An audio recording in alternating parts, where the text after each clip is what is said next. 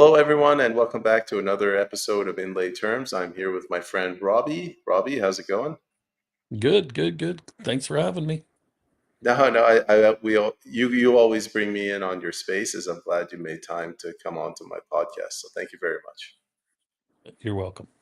Thanks for having me. Robbie, we were talking earlier. We're waiting for Bob the fact checker to hopefully get his hardware in order. Um, we were talking about Doug Ford, this tariff thing, and Prime Minister Mark Carney and moving Brookfield to the U.S. Keep going.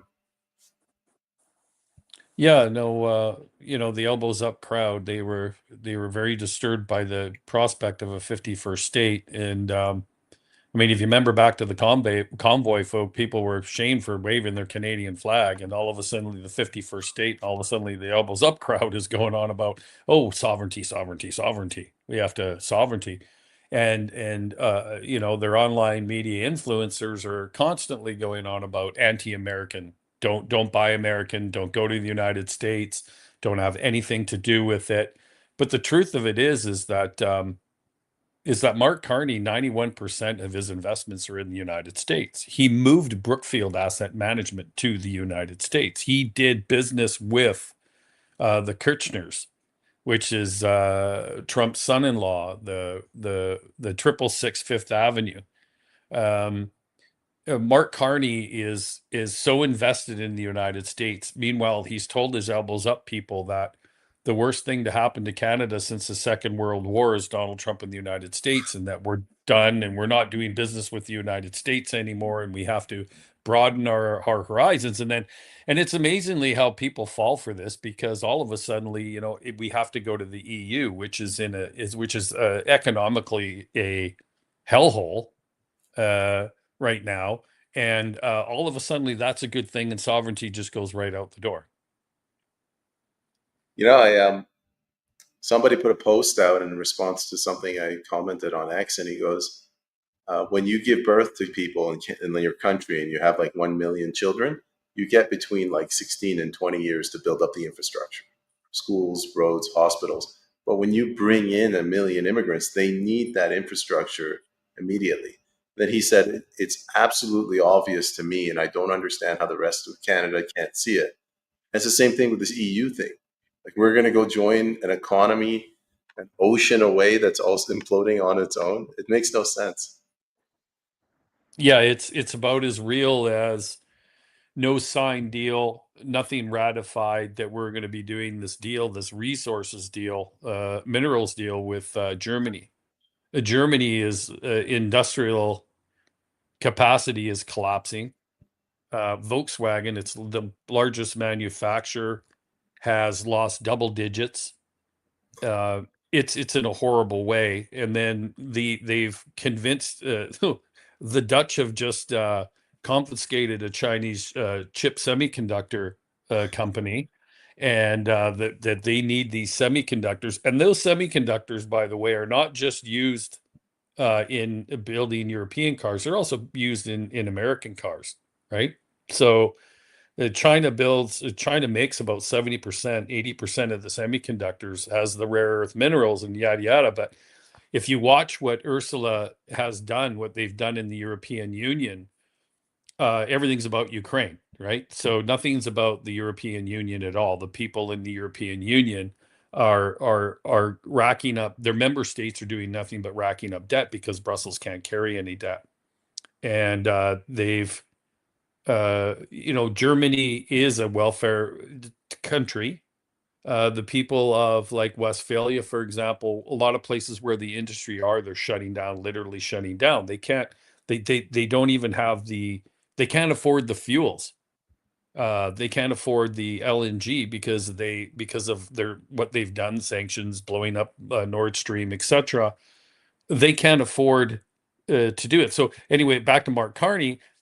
Why would you sell minerals to somebody, to an industry that's shutting down? You're actually trying to sell something to somebody who has no use really for those minerals anymore, and it actually doesn't have the money to pay for it. I mean, you talk about business, owning business. The worst customer you can have is a customer with no money. Yeah, things are not going well. Bob, welcome. How you doing? Hey, can you guys hear me? Is it working now? Yeah, Yeah, it's it's working. working. You're coming across loud and clear. Good, good. Yeah, Robbie and I, we thought we'd jumpstart the podcast. We joined before you, and you heard what we were talking about. Robbie's painting a grim picture about what's going on in Europe. Um, we'll do round robin. We'll go me, Robbie, and then you. So Bob, why don't you tell me, what's on your mind?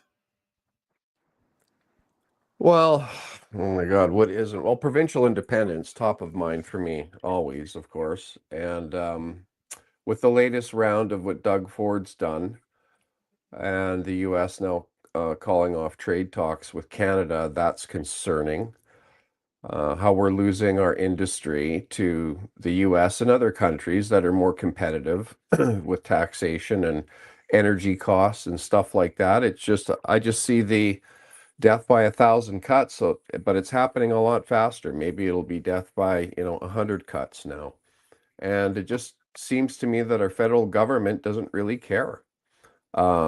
They didn't care when Alberta lost 200,000 jobs during the Rachel Notley tenure for the provincial election. They didn't care that when Trudeau first got elected in 2015, they canceled the Northern Gateway pipeline, which was all approved. First Nations were all in, and multi-billion-dollar project that would have netted trillions of dollars in revenue eventually canceled. And now it looks like it's Ontario's turn, and they're getting hollowed out. So, when does this stop? We can't keep hiring taxpayer-funded people and allow the government to say, look at all the jobs we created, right? So I think we're already out of money. We're bankrupt, we're broke, we're heading to $2 trillion deficit. We're already spending over $1 billion a week to service the national debt. Do any of you guys see an end in sight? Is there a plan to get out of this negative spiral? Because I certainly don't see one. I'll quickly answer. I don't think there is a plan. The only plan they have is short term to get reelected. So you guys know the analogy of ants in a jar. Every 4 years, they shake the jar, and people, the guys dressed in red scream at the guys dressed in blue, and vice versa. Robbie, what do you think? Yeah, no, that's pretty much about it. I don't. Uh, Mark Carney is only interested in Brookfield and his investments as far as that goes in Canada. Collapsing Canada. That's how asset management companies work. This is how BlackRock works. This is how Vanguard works. You wait for everything to fall apart, and then you come in and you scoop it up. You make arrangements with the government, you set up bureaucracies, and you write contracts with the government that says, you're on the line, we'll take over your infrastructure, and you're on the line for all of it if we don't make our money. Otherwise, we make our money. Um, Mark Carney is quite content with what Donald Trump is doing. Obviously, he's very content with it, and he's obviously totally on board with what Doug Ford has done. He obviously knows what Doug Ford was up to. These guys are a lot closer than what people think they may be. So, and that's, the term hollowed out that Bob used, which is a very accurate, good description of what that is, because you are literally being hollowed out. You have a lot of resources and you want it. The conflicts are, there are so many conflicts with Conflict Carney. Um, People were told of the conflict during the debate with, owning these small nuclear power plants. Well, that's Westinghouse, that is Brookfield. And then he was just talking about this the other day. So what I saw uh, when he made that speech, he didn't let me down. He gave me exactly what I thought was going to happen, and that sounds like a campaign speech to me. And that he pretty much knows, I guess maybe the blocks told him, we're not gonna go along with your budget. And so what are we faced with? There you go. There's your ants in your jar. It's being shook up again. Even earlier, let's not forget that we're looking at liberals have failed three times to get a majority. So they've lost the control.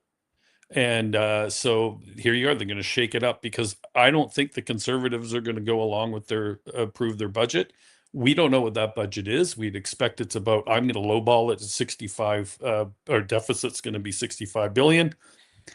Add compounded interest on that, it's $100 billion. He did this in front of a bunch of students, and he had the audacity to tell them that, this is going to make it so you can, so to make it, we did this thing. He copied Pierre where, we're going to cut the taxes on first home time buying. These kids are just sitting there looking at each other going, buying a home? It's ridiculous. So it just shows that this guy doesn't care. He's running around on sports. I'm watching the Globe and Mail opinion today about the baseball game and everything else. And this is Canada, right? And they're Canada's going to win this one for Canada, right? Well, there's only one Canadian on that baseball team, right? 97% of the people are not. 97.5% of the people are not Canadian. The majority of them are Americans. And but there's Carney with this smiling face, just like his elbows up playing hockey. This is what we're being sold. It's the same thing, and people keep falling for it. And I find it sad. Bob, I don't know. What are your thoughts? Yeah, well, watch the baseball game. Forget about the, what Doug Ford and Mark Carney just blew up with our trade relationship with our, best trading partner. Just watch the baseball game, Toronto. Never mind. Go have a good time. Spend horrendous amounts of money on your tickets and, have fun. I was saying in a space earlier today that, we're just along for the ride in Canada because we've got the blob, as we call it, in Toronto and the Greater Toronto area and Quebec. And that's what's driving the car, and the rest of us are just along for the ride. And we don't have a say. And that's why I've maintained that Canada is a dictatorship. It's not democratic at all. So you have the Laurentian elites catering to each other, and ensuring that they'll continue, oil tankers coming into the East Coast. Will they ban them on the West Coast? To enrich themselves, and it hurts Canadians. And that's just such a simple message for Canadians. I wish they would understand that if we're going to do what's best for the people of our country, we have to be firing on all 8 economic cylinders. And for some reason, we're not. And so people need to think in their minds, well, why aren't we? Why did the Newfoundland fisheries get destroyed? Why did the agriculture sectors in Canada recently get destroyed, right? Because of EV mandates by the government. They say we're going to ban internal combustion engine vehicles. Everybody has to drive an electric vehicle. So China says, well, you got a market. You're not manufacturing any. We'll sell you some cars. No, you won't. Here's a 100% tariff. And the consequence of that is the ag industry getting 100% tariff on it, pork, and of course, seafood. So why would the federal government cut its nose off to spite its face? Because who it hurts is all of us, right? Just like they did canceling Energy East, moving the goalposts continuously, forcing private capital to spend $1 billion in years of their time trying to get that pipeline project built so that we can have energy independence and every Canadian would share in that wealth. Instead, we got the opposite. And the same thing with Northern Gateway, and the same thing with our auto manufacturing, right? They're trying to force this EV thing instead of listening to the marketplace, and let people decide. We certainly don't have the infrastructure to distribute that much more electricity at this point in time to force these mandates, yet the government's trying to force it, and then they block EVs coming into Canada when we're not manufacturing anything. So it makes no sense to me why the government does what it does, but the bottom line is this: it hurts all of us. When they cancel oil and gas projects in Western Canada, or they mess up the fishery in Newfoundland, then we all hurt. We all collectively suffer. But they take the equalization money from the West and they give it to the blob. They give it to Toronto. They give it to Manitoba. They give it to Quebec. And they're not producing enough products that they could potential. When you look at their overall potential in every province, we're not even close to what we could be doing. We're second in the world in resources. Saudi Arabia's first, Canada's number two, and we should be thriving with economic prosperity. We should have a great low tax base so that we would attract lots of private capital over the last, 50 years with all the technological changes that have been happening. And our government hasn't positioned us for anything. They're just running this net zero agenda on us because we're the last country that's going to get sucked into this. Well, Mark Carney straddles the line and invests in oil and gas in the States and South America and Qatar, etc. And, Toronto, the blob is at the ball game. And what are we going to do? Well, I'm done putting my faith in sitting in the back seat of this vehicle and allowing Toronto to drive the car. I'm out. I want provincial independence. I want us to form our own independent republic, as I do all provinces, and we get rid of Ottawa, we get rid of the monarchy, and we start as Canadians cooperating with each other and helping each other, and we can grow into probably one of the strongest economic countries in the world. We just won't be governed by Ottawa. So that's my sentiments on it. I don't see any way to start a new party. I know you were with the PPC for a while, and my hat's off to you for making that effort. But even if we had the PPC, let's say majority in the House of Commons, we're still stuck with an appointed Senate, an appointed Supreme Court of Canada, appointed judges everywhere. And I really believe that we would not be able to move the needle that much because there would be so much stifling and red tape and everything else that a newly elected populist government would have to go through.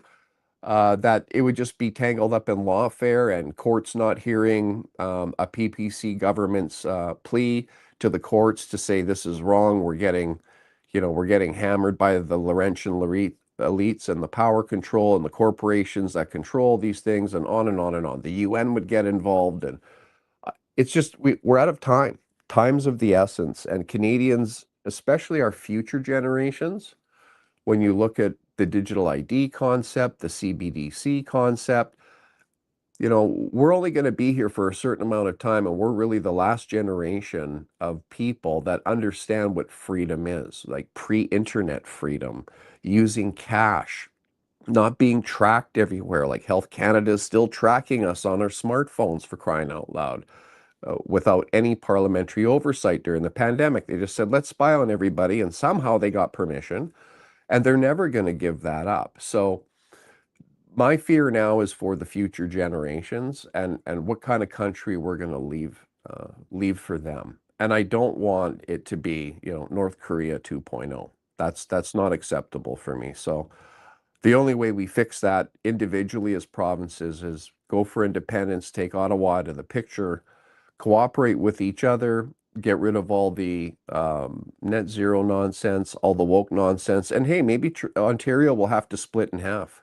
And you leave the blob to the south there, and the good folks in Northern Ontario can find their way and make their way,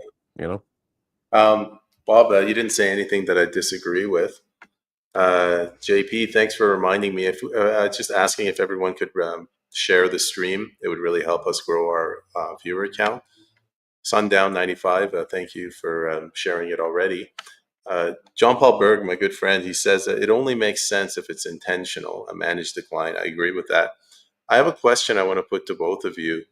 I had somebody reach out to me, and they referenced the movie Chinatown. I hadn't watched it. I went back and I watched it. The premise of it is that you got these rich people, or this rich guy, he's intentionally causing a drought in the surrounding almond farms in California so that they go out of business, so that they can then go in and buy the property for cheap.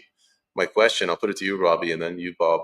Do you think this is happening with all these chicken calls? Like the amount of chickens that have been called in BC, it's out of control. And also the Richmond Superior Court ruling undermining title for the land, which would reduce the value. And then next thing you see Brookfield coming in and swooping it up. Go ahead, Robbie. Yeah, well, when they tell you that they're really good government because now they're giving your child a lunch instead of you remembering how easy it was to feed your child to lunch. Once you give into that and you allow that to happen, you're going down a slippery slope. Is that intentional? Of course it's intentional, because when you have to rely on the government, you're handing over control to the government over your life, your regular life, all the way down to feeding your child a nutritional lunch every single day. Brookfield controls, like here where we are in British Columbia. The government just introduced, Adrian Dix just introduced new legislation that they will start a bidding process for power, for AI, and for making bitcoins, because for mining Bitcoin. And they have a northwestern electric grid that they've been working on, that they're putting in. So you'll have to bid on the power. Well, we've already watched what's happened with the which they call heat pumps, which are really just split AC systems, which is what they're really cut. They're actually primarily designed for air conditioning, not heat. They can just run backwards. But anyway, Brookfield was involved in that. Brookfield is also a huge owner and a big stakeholder in all of this power stuff. And they're using the indigenous people. Well, we're going to include them, which they think is just a feather in their cap. But the truth of it is that this is about how this is the sort of communist mindset, and how it works is to use any identifiable group you possibly can as a political token. And this is how they're operating through all of this. And we're going to build this energy corridor. But like Bob said about all of those projects, they have not repealed Bill C-69. They have not removed the tanker ban. So all of these projects can't get started. And of course we have EBI. So we're stuck with I would say Alberta's in a lot better position energy and profitability wise than we are in British Columbia. In British Columbia, we have David Eby, who is a professional activist, right? That's who he is. And he's going to do anything he can to stop a pipeline that comes through to Tidewater, where we can go and compete into Asia. But Carney wants to move us to Europe. And there's, as we were talking about earlier, that's not a good market. They don't have any money. They're in big trouble. So controlling, yes, they control that, mini nukes, everything. He's been told. I think that Mark Carney is absolutely enjoying the fact that the so-called talks with the Canada are over. There was no real negotiations and no real talks going on. Carney already promised us way back in wherever it was that he was going to have a deal with the United States, and he didn't. And here we are. Here we are with no deal. Now, because of what Ford did, they weren't talking anyway. And this is actually, think about it. This is how this works for Carney, because he can just turn around and go, it was that conservative Doug Ford's fault. We were close to a deal. We were going to have a deal, but now we don't have a deal because of Doug Ford. Thanks, Bob. You can respond to Robbie or my question either way. Go ahead. Well, yeah, you asked about the chicken calling and the land. So, BC's unique that they have a lot of that industry very close together, and I don't know if that's a valid reason why they have to call birds like that all the time to prevent the spread of disease. I know it's a industry standard thing. I'm by no means an ag expert at all. But that's something that people need to look into in British Columbia, and maybe don't centralize the farms so close together. And, is there some sort of rule that would help so that you don't have to call a bunch of birds all the time? As far as the land thing going on with the First Nations, I really think that that's a UN-driven initiative through UNDRIP. Now, the UN is basically controlled by China. So this is just another slash to weaken the West, to weaken democracy. And they're using UNDRIP to get through and destabilize Canada. And I'm sure they'll try this all over the place. They'll try it in the US, they'll try it in Australia, they'll try it everywhere that they can. But Canada seems to be so heavily infiltrated by China already. It's no surprise to me that something like that happened. But I really think it's a UN China-led initiative through UNDRIP, using our First Nations as the tool to unsettle things, right? To upset the apple cart, as they say. So that's my thoughts on that, Payman. And here, Yeah, I'll just add one thing that's really interesting about that is that, we listen to Nina and Nan tell us that, we're not going to, China's evil. We're not going to be doing business with them, and that we're going to do business with other Asian countries. And then now all of a sudden, China is back as our second largest trading partner. So try to figure that one out. like something's gone horribly wrong where politics has been detached from the citizenry, and they can say anything and do anything without consequence. Just to put it in perspective, we have a billionaire prime minister. Like, what happened to the days where everybody would run around saying tax the rich, eat the rich? And now we have a billionaire, and like you said, he's got conflicts of interest. Go ahead, Robbie. Yeah. Well, Well, they, trillionaire Payment trillionaire, right? He avoided 6.5 billion in taxes alone. We're talking about a guy that has access to a trillion, he's in the trillionaire club. So let's just understand how much money that really is. When you avoid 6.5 billion in what would be considered corporate taxation, that somehow he offshored all that stuff, and we have more CRA employees than we do people in the military, and not one of them was able to say, hey, wait a second here, you guys should be paying your fair share of tax. You can see the nonsense and the corruption there. That one, I think Canadians should be very easy to see. Personal wealth, I don't know what Mark Carney's worth, but I'm talking about what he's attached to, right? He's attached to the Trillionaire Club, which is a very small club. There's more billionaires and lots of millionaires, but very few, trillionaires. Sorry, Robbie, go ahead. Yeah, no, it is. I mean, they also used to say, Payman, they used to say, run around saying punch a Nazi, and then they paraded one in our parliament. Oh yeah. So there's that for you, right? So yeah, I mean, it's we're living in some pretty crazy times. There's 101 companies that we know that he's conflicted in, that we know of. And that all of those companies, 91% of them are in the United States. So whatever serves the United States the best is what personally serves him the best. This isn't about Canada. And he just came up with this building Canada strong, which sounds just like make America great again to me. And everyone was really angry about the 3-word slogans that they were accusing Pierre of. And as far as calling these animals, um, you could see a lot of things that are in it, and it's really divided people. And you're watching an overreach of a government. You're watching things like Bill C-8 and 9, which are really to just simply silence you under the guise of hate speech. There has been, the blasphemy law, they're going to call it. Well, we're supposed to have a separation of church and state, but over the last decade, the liberals have they have a Muslim caucus, and they also have a Sikh caucus, but there's no Christian caucus. No synagogues have been burnt down. No mosques have been burnt down, but a lot of churches have been burnt down. We live this country was built on Christian values and laws. So we already have these laws in place. And so now we're creating more laws.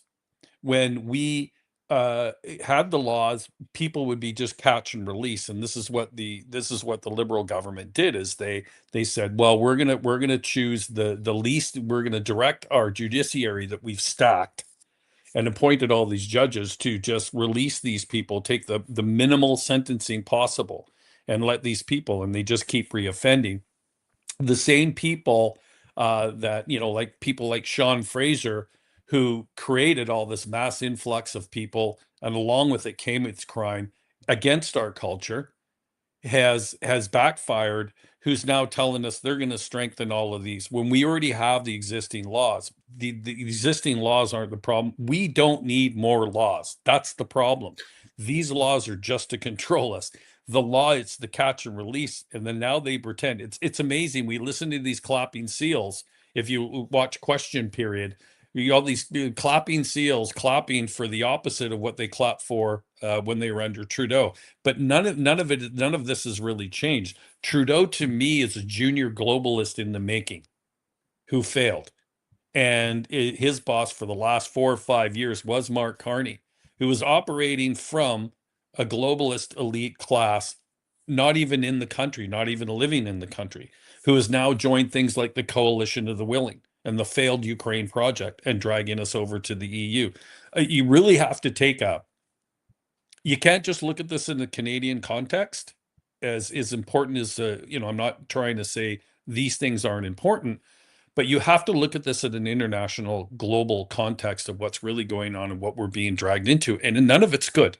None of it benefits us. It benefits the big, like the big trillionaires and the big billionaires, but it does not benefit the average middle class Canadian, which is shrinking, who can't afford a home, who can't afford to feed their kids. The last thing you need is a handout, right? When you look at the CRA, for example, the half an hour just to be able to talk to somebody, and they're only right 17% of the time. Well, how about why don't you just gut the tax system, make it simple, and lower taxes so the people can actually do things? Get rid of that red tape. Build that energy corridor. They're not doing it. It's just words. It's all just words to buy time so they can keep doing what they're doing now.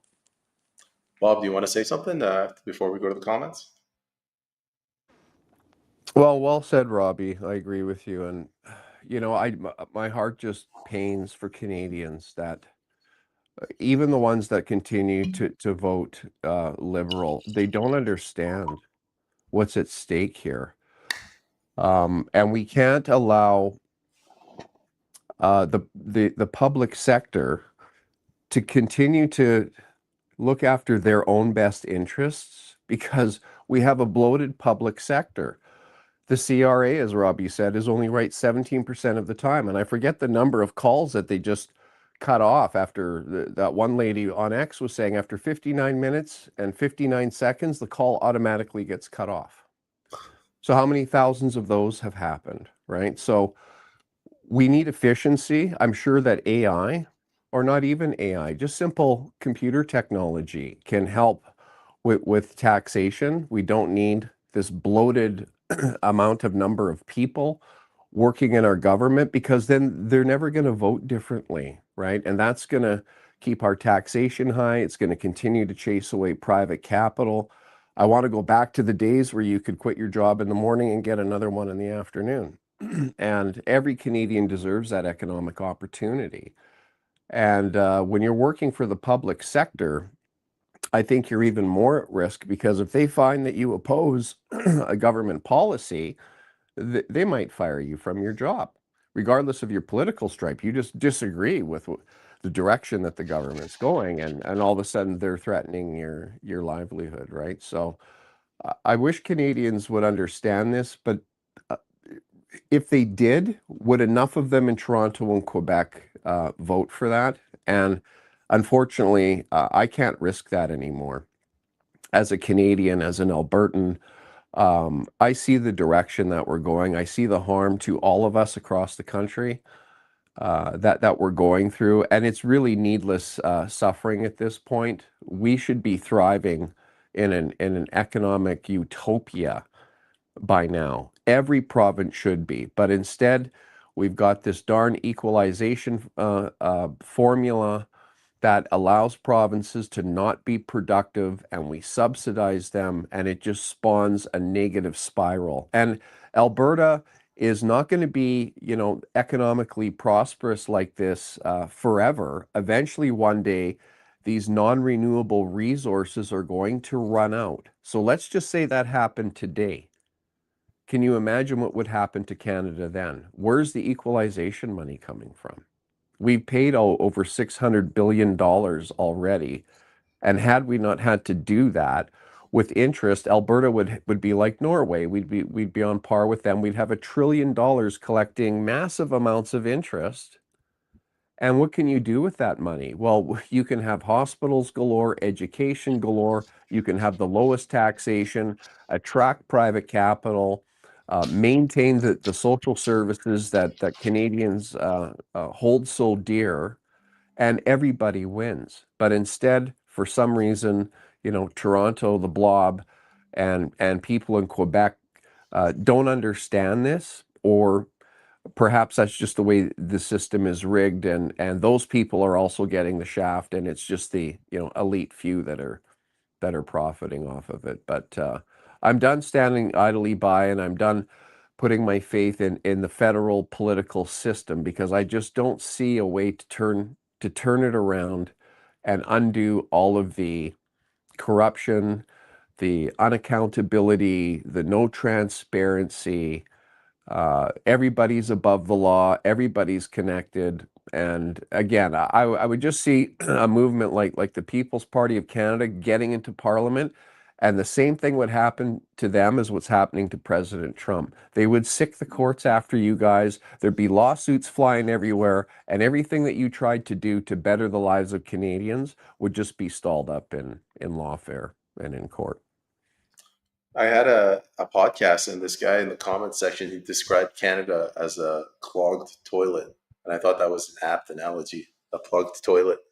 Um, in that same vein, Bob, let's go. You were kind of talking about Alberta. I want to go to 2 comments, and then we'll talk about that. But before I do, if I could ask everybody to please share the room to help us get our viewer count up. So our good friend Wolf, he says, not enough of them in Toronto and Quebec will risk anything. The large players in Canada's wealth creation and extraction will not let it happen. And then he also says independence for Alberta is the only way. We'll need American recognition. Now, I'm going to go to you, Bob, first, and then we'll go to you, Robbie, because this is kind of like Bob's territory, Alberta independence. So if you could bear with us. But my personal opinion, Alberta independence is it needs massive government help.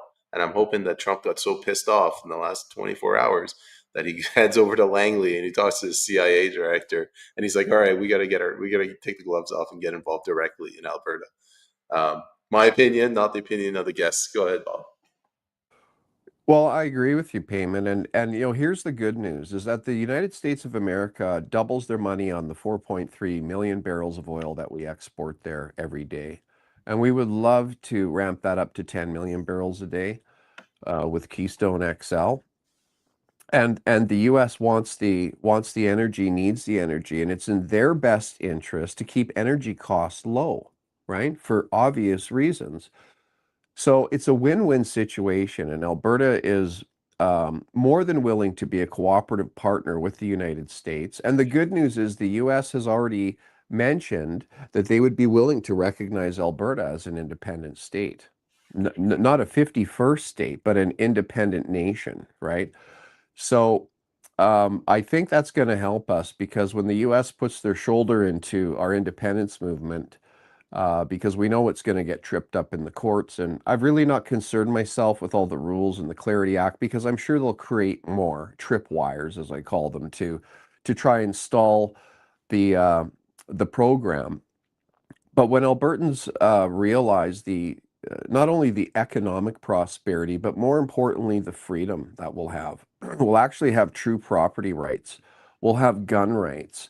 We'll have rights to elect our our sheriff. We'll have rights for transparency. We can put term limits on our government. We can anchor things in the bedrock of Alberta, like a referendum on balanced budget legislation, a referendum on immigration, so that nobody in the future can get in and play dictator and say, well, I'm going to make this decision. I've got a majority, whatever, and I'm just going to do this to serve ourselves. It's going to have to go to referendums and basically right down to direct democracy, which is what a Republic of Alberta would be based on. And the US would be a great partner with us, because we have so much energy that, again, they double their money on. So I think it's a win-win for the US and an independent Republic of Alberta. Thanks for waiting patiently, Robbie. Go ahead. Yeah, that CIA Langley, don't scare me like that. That you don't trust me, you don't want that. You What are you look at the talking about? They're Ukraine. the good guys.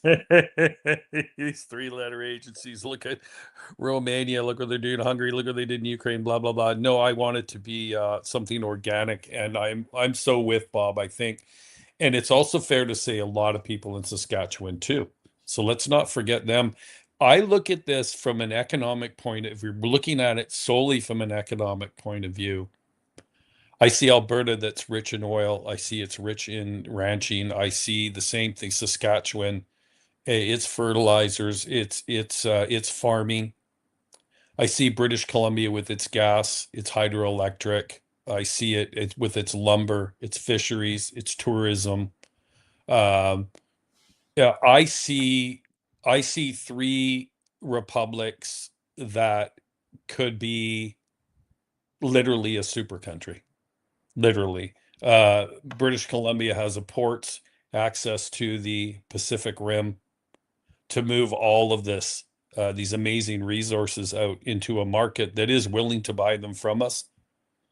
I would like to see them reciprocate, not, of course, the United States, but who would still be probably our best trading partner for sure, because it just geographically makes sense. But I want to see if we are going to be doing business with Asia and China, if there's economically point of view here, okay, is that it is proportional, that they are going to be buying as much from us as we are buying from them. It has to work that way, and it needs to be set up that way. And anybody that stands in the way of progress and production is a lot easier to move than it is to be in the situation we are now, where we have a professional activist here in British Columbia, and then we live under the jackboots of Ottawa. So we have to face it on a municipal, provincial, and then this blob in Ottawa under these jackboots of Ottawa, and all the elitists that run Ottawa, who are never going to change. That's never going to change. They just face that. They're never gonna, but now they're going to drag us all the way over to the EU. And the EU wants now all of a sudden create member states that won't have voting rights, but will be part of the union, so they can get rid of people like Orban in Hungary, right? Basically, it's turning into I the Soviet Union. it is actually exactly that's what I've been calling it all along. It's the modern age USSR. Instead of 12 unelected bureaucrats, it has 18 unelected bureaucrats with a full touch of full-on fascism mixed right in with it. But the thing is I don't want to have to be underneath the jackboots of all of this massive pyramid and be stuck down here at the bottom where we are in Ottawa. It's like literally adding another Laurentian elite on top of it, because that is what the EU is. The EU, this is what everybody in Davos, this is what elitism has created in the world. The headquarters of it is in Brussels. So think about it from an economic point of view and what your possibilities are. Look at where you are now and look what the possibilities are. As a people, you have a lot more control over who's the decision makers are if you're provincially independent. We're supposed to have provincial independence. It is written that we have provincial independence, but we don't. It is a book on a shelf that's collected so much dust it's unrecognizable. So you can look at the Canada Health Act. You can look at so many acts that are controlled by even the criminal code controlled by Ottawa. We just need to get away from that. I'm sick and tired. I'm with Bob 110%. I've been doing this for a long time. I'm tired of the uniparty. I'm tired of living underneath the jackboots of Ottawa. I'm just sick and tired of it. I'm done. I'm done with it all. Well, yeah, the whole system's failing, and they've done a fantastic job of making sure that happens. Quickly to Wolf, man, I can't read this thing. Incentivize farming and town creation in presently undeveloped or underdeveloped lands, unfettered zones for capital and investment for 10+ year spans. Yeah, Wolf, that would be a dream. I'd get behind that. You guys can comment to that if you want, but I wanted to get into something else as well. Like, what the hell is going on in the minds of these elected officials? Like Gary, the communist minister of public safety, they parade him out there. He looks like he knows that he's guilty. Sean Fraser, you ask him a question, he's stuttering like you get caught in the movie theater with the ugly girl from high school. All your buddies are mocking you, and you get all nervous. These people don't look like they support what they're doing. Melanie Jolie's is a complete idiot, but the other ones, surely they must know at some level that what they're doing is wrong. Their family, their friends, their community must be. They're pissed off that the country's dissolving. Help me understand what's going through their minds. Bob, let's go with you first. Well, I mean, Sean Fraser, he's a 3-time failed minister, right? Housing and immigration. And regarding Bill C8 and Bill C9, I mean, they want to open your mail, Canada, so you can't even like use what we used to call snail mail, because at least it was private and nobody could see what the letter that you wrote down protesting what the government's doing. So it's an all-around capture again. It's the government wanting to know everything about you. Kind of like how Keir Starmer is promoting, if you guys noticed, his X is full of digital ID promotions this week. And again, convenience sounds great, right? You can just, why have all this paperwork? You can just, use your smartphone.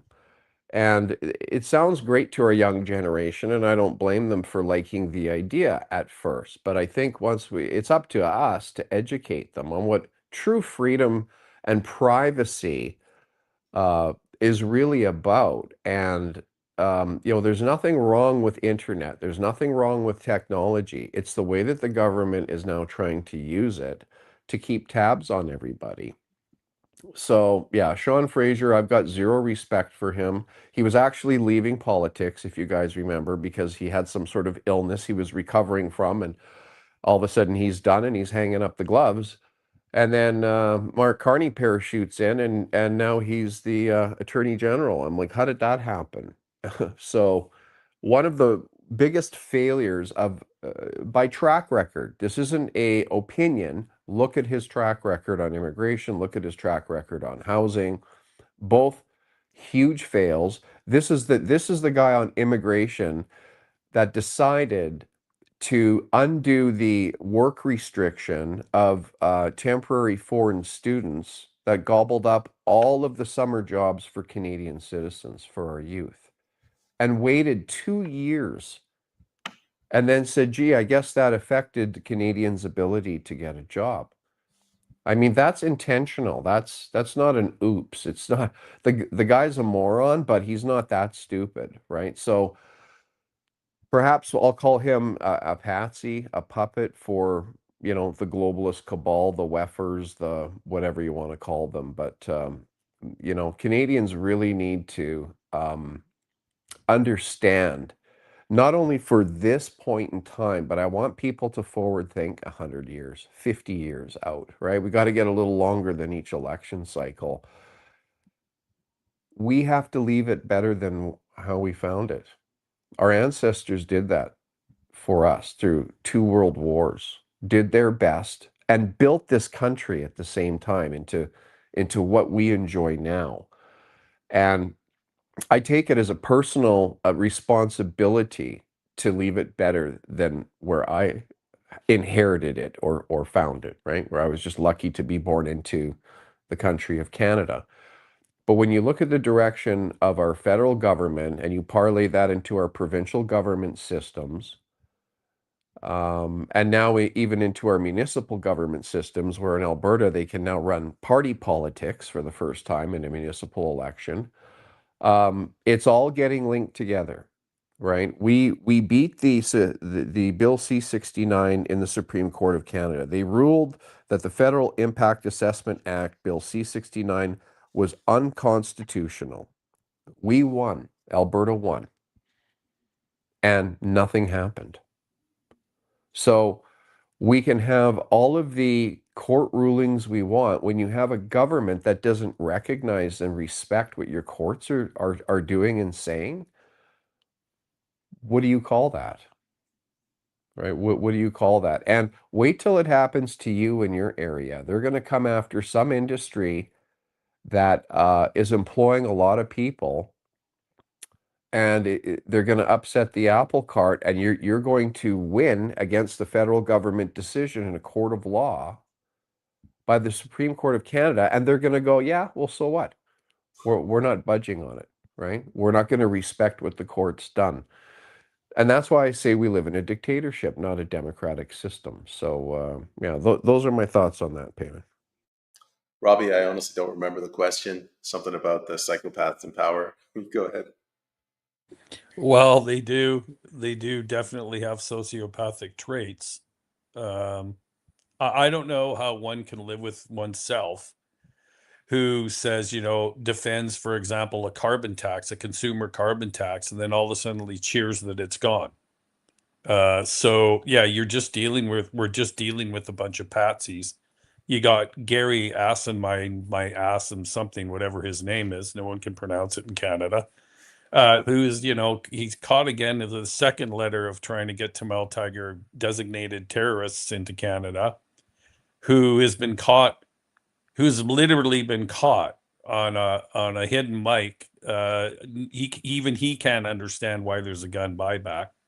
We have on Two Chicks in Politics interviewed the Toronto Police Association, who said he never had any access to the Liberals. The Conservatives talked to him, but they wouldn't.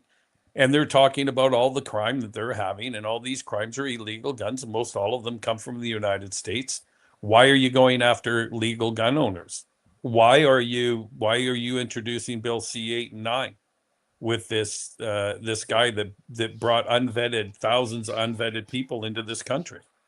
And for some odd reason, that doesn't seem to really register to anyone. It's like Bob says, you don't really care about these things until it actually happens to you, right? Once you are the victim of a serious crime or a home invasion or something like that, then you find out what it's really like. And this catch and release. But we have people that are stuck in their home right now because of mischief. We have a government that Bill C-69 and the courts have said it's unconstitutional.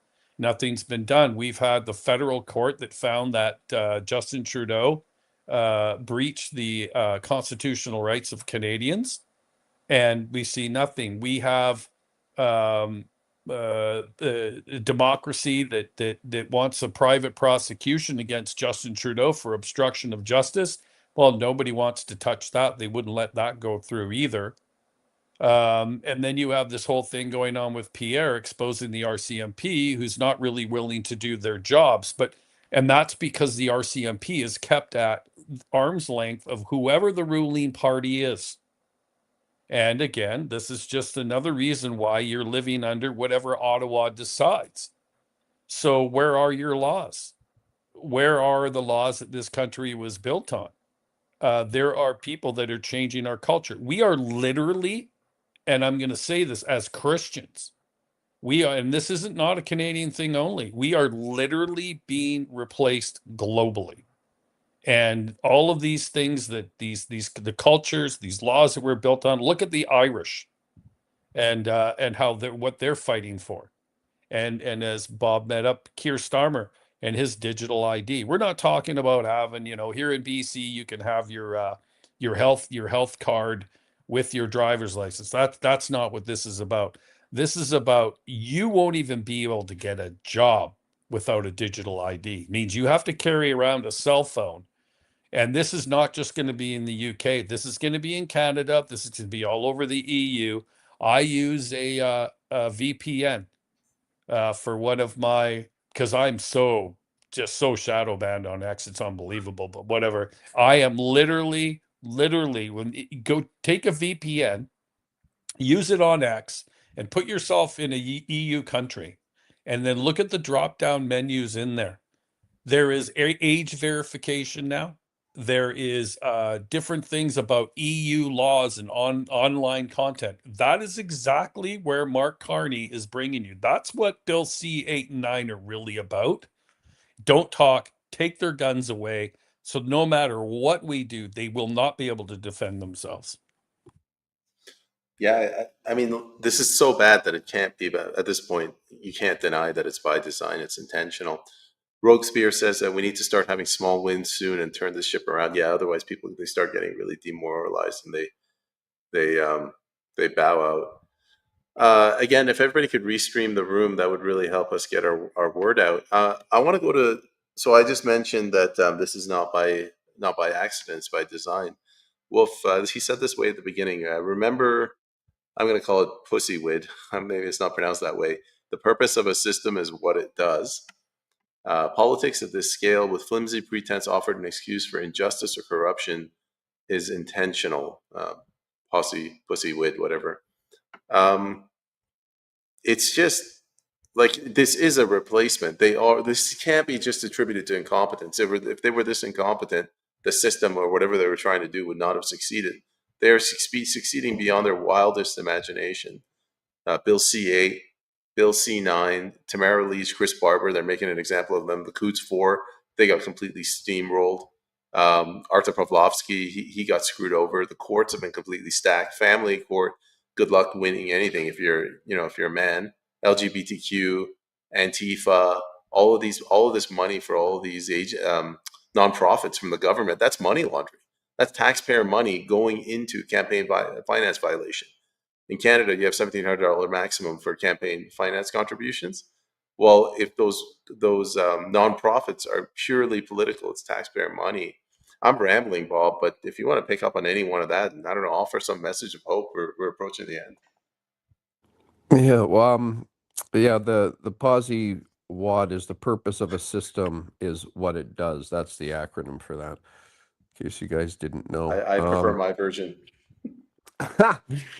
Well, the positive thing is we have to stop. Here's the good news, because it took a lot of mental anguish and stress out of my life. Is I'm done playing by what we'll call the house rules that are corrupt, right? Think of going to a rigged poker game. I'm the dealer. I've got the deck stacked. I've got aces up my sleeve, and you gentlemen join me, and I just keep ripping you off because you're never going to win. And then somebody busts me and says, well, he's cheating. He's playing a rigged game here. So my question to Canadians, once you know that, are you going to go back and pull more money out of your wallet and gamble a few bucks and try and beat the dealer, right? So stop playing by their rules because there's no winning. Make your own. We are smart enough people in Canada where we can come up with our own ethical, transparent guidelines and rules to ensure that all of our society benefits, and we stop the nonsense that's going on from the position of our federal and some of our provincial governments. And this upper lower Canada thing, I mean, that's just the history of Canada. Newfoundland, of course, was the last to voluntarily join Canada. Alberta and Saskatchewan didn't have a choice in that matter. We were basically told that Buffalo's going to be split up into two provinces because the East feared too much power, which would upset the balance of, their corruption and things that they wanted to obtain. So again, that sort of parlays into why so much wealth has been canceled that would have benefited all Canadians. Because what would happen if Alberta and Saskatchewan had massive economic opportunity and affordable housing? Well, people would naturally migrate here from all over the country, and rightfully so. Well, that would garner more seats in the House of Commons. So we're never going to be economically prosperous for all of Canada or for the Western provinces. Ottawa will ensure that we remain reliant on them because that's what they're there for. They're there to entertain us with the political theater and keep Canadians believing that we have a choice when both conservative and liberal parties move in the same direction. One goes faster, one goes slower, and they're really good actors. They put on the political theater, they put on the show and question period, and they really think that they're entertaining themselves, and they cheer and boo each other on, and I can't even watch it anymore. It's just so ridiculous. But the good news is, the positive, the white pill in this is, we don't have to play by those rules anymore because the Supreme Court of Canada, thanks to Quebec, ruled that you have a lawful right to succeed from Confederation. So we don't need to go Rambo on this. We don't need to create any, societal chaos. We don't need war. We just get our brains together and we say, listen, do you want to still pull your money out and give it to that corrupt dealer that's got a rigged game and continue to play by their rules, or would you rather make your own? And we'd rather make our own that will not only benefit us, but it'll benefit our future generations so that they're not born into a system where they don't know any better.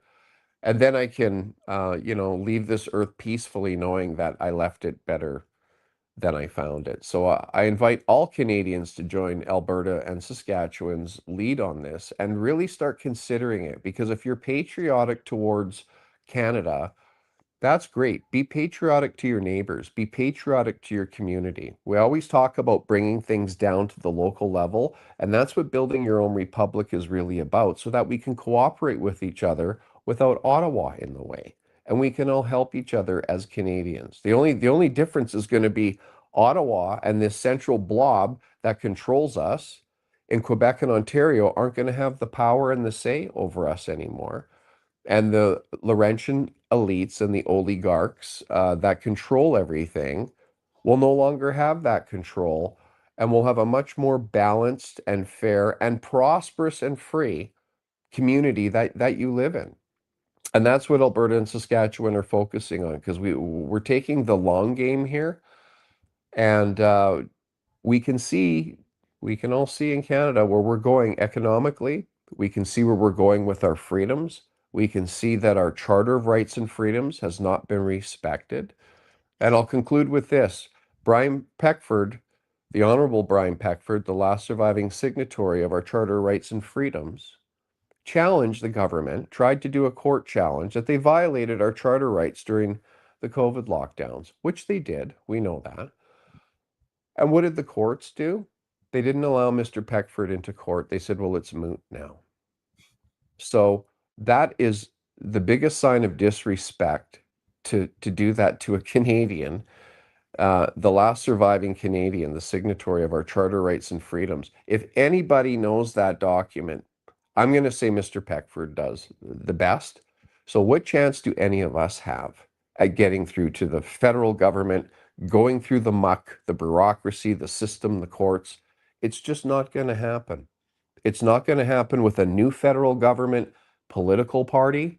It's not going to happen no matter how much we protest, no matter how many emails we write, no matter how many petitions we sign. That's using your valuable time that you have, or you could be doing something that's actually going to benefit your local community, which is your province and your people, and celebrate your unique cultures. We all have them right across this country, and we should be respecting those and honoring those traditions, no matter where in Canada you live. And we can certainly cooperate with each other and help each other economically, and fight these globalists off, and remain strong and free. So I'll land it there. Thanks, Payman. Yeah, go ahead, Robbie. It's same question put to you if you can remember what it was. Well, I always tell everybody, don't give up hope. Find faith wherever you can find it. This country was built on those values that I spoke of before, but we relied on each other. We got each other through things. We fed each other. Now we have 1 in 4 people are food insecure, and people are afraid to walk the streets. Mark Carney he brought in the king, he brought in the royalty, and he brought in the crown.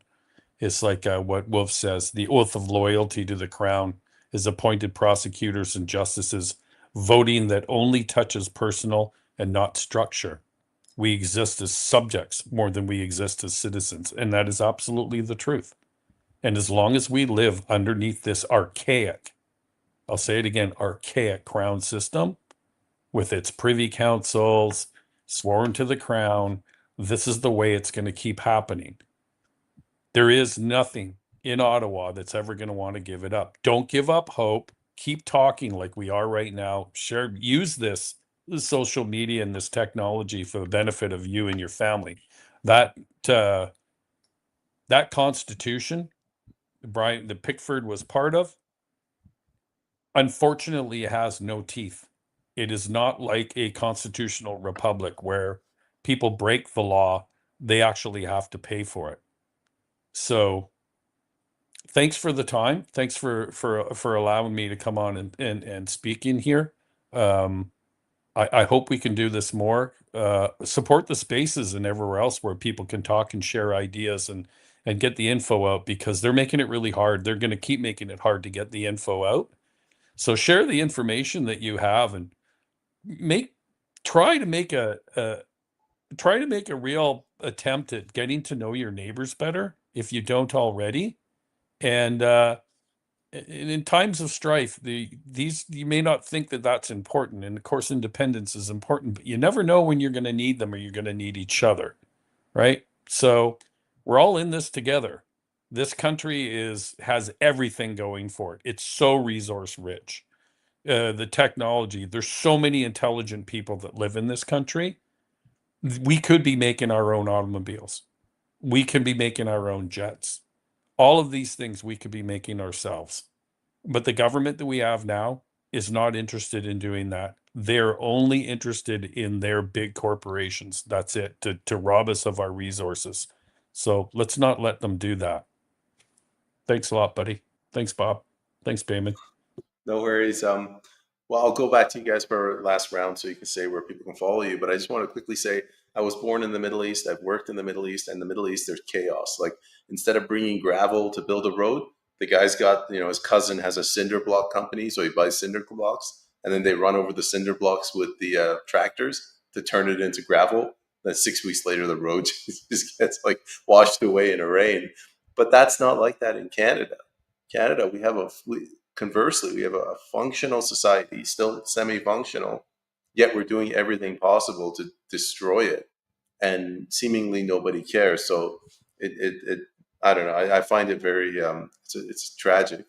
But why don't we go to Bob? Can you tell the audience where they can follow you, or any way they can support you? Yeah, I'm on X.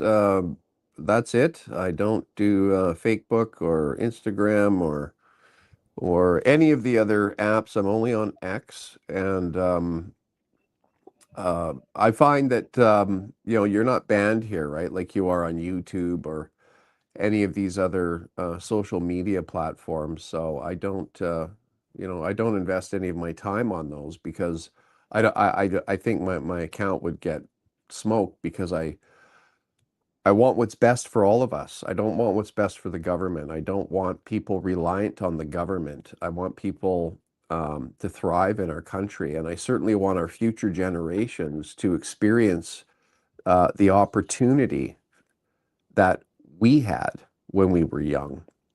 I'm in my 50s, right? So going back to, through my lifetime, yeah, there were a lot of struggles, when Pierre Elliott Trudeau came into power and interest rates went up to over 20% and jobs weren't as plentiful. But at least housing was still, affordable at that time. Now, for our young generation, not only can they not find work because we have this massive influx of unvetted immigration layered upon LMIA fraud and student visa fraud, and they're missing, what did CBSA say the other day? They're 35,000 people. They've got 35,000 warrants out for people. They don't know where they are. And they're doing their best to try and keep track of this. So this isn't good for our citizenry, for our young people, for our young generations. And we do have a lot of smart, capable, competent people in Canada. Just given that opportunity of low taxation, the entrepreneurial, get it done spirit that I think a lot of us have in Canada, regardless of where you live.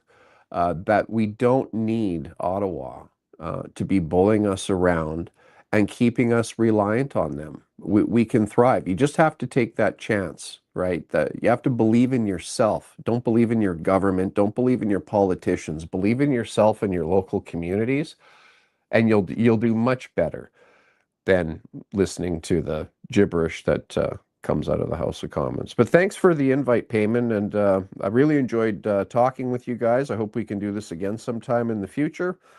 And all the best to you guys. Have a great weekend. Wait, hold on, Bob. Robbie, same thing. If you could, your final words and how people can follow you, and then I want to play a very, very brief video from Donald Trump on the government of Canada. Go ahead, Robbie. Yeah, no, pretty much the same sentiments as Bob. You can find me on X. Well, you probably can't. You'll probably have to search really hard. You have to be really good at online stuff to find someone as badly shadow banned as me. I am Robbie Foss. That is who I am, but that got booted. So everything else I try gets booted. But I am on Spaces.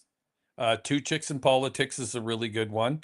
And of course, I always enjoy watching all the stuff that you do, Payman. So more people should come back in here. Why am I the only one in here? It's That was an disappointing. that was an epic That's comment. great. That's great, I, brother. You know what? Thanks for thanks for coming in and being part of it. Like that's really what it's about. This is like the town square, right?